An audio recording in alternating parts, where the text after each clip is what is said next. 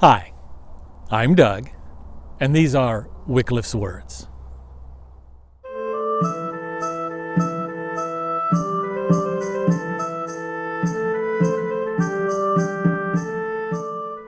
When I retired, and Sally and I became full-time gypsies, I began a journal. My great-grandfather had kept a journal in 1925, and I had a wonderful time reading about his life and travels. So I flatter myself by thinking that perhaps my great-grandchildren might like to see what our life was like in the early 21st century. I often wonder as I write, what will these hypothetical future readers think about my ramblings? Will they even understand some of the things I refer to? Will life be so different 60 or 70 years down the road that they'll be unable to relate? That thought occurred to me recently when I wrote that I am so grateful to live in the era of modern medicine. Who knows, maybe medical science will progress so rapidly that my distant progeny will recoil in horror at the thought that we have it good. Maybe they'll be treated by doctors like McCoy, who heal by waving around a little device that looks like a salt shaker, because that's exactly what the original Star Trek prop was. If that's how they feel, they should look back a couple of hundred years to get a better perspective. After all, germ theory is a relatively recent discovery.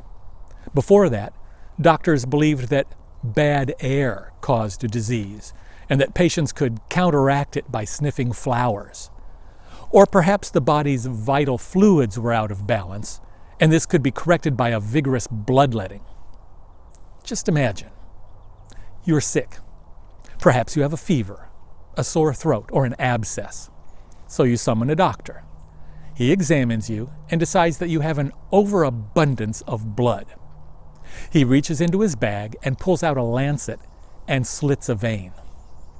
Or he retrieves a vacuum pump and sucks the blood out through your skin.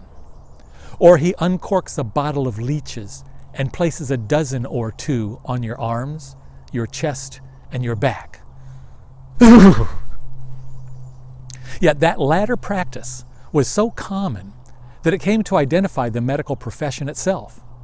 So much so that the Middle English word for physician was leech. Luke tells of a woman who had been subject to bleeding for 12 years. Wycliffe says that she had spent all her wealth on leeches, that is, on doctors. Jesus told the Pharisees that only those who are sick need a leech. Wycliffe does use the word doctor, but only in the context of learned religious scholars, that is, the doctors of the law. A doctor of medicine was a leech. Fortunately, we've learned a lot about the human body and its ailments in the last 200 years. We've learned that microorganisms cause disease, and that bloodletting is not a prescribed treatment. In fact, I can think of only one disease for which the remedy is still bloodletting, and that is the terminal illness of sin. The book of Hebrews says that there is no forgiveness without the shedding of blood. But it's not our blood that must be shed. It's the blood of a sacrificial lamb, the blood of the Lamb of God, the blood Jesus poured out on the cross. He is the great physician. He is our leech. In him we have redemption through his blood, the forgiveness of sins in accordance with the riches of God's grace. And those are Wycliffe's words. See you again next week.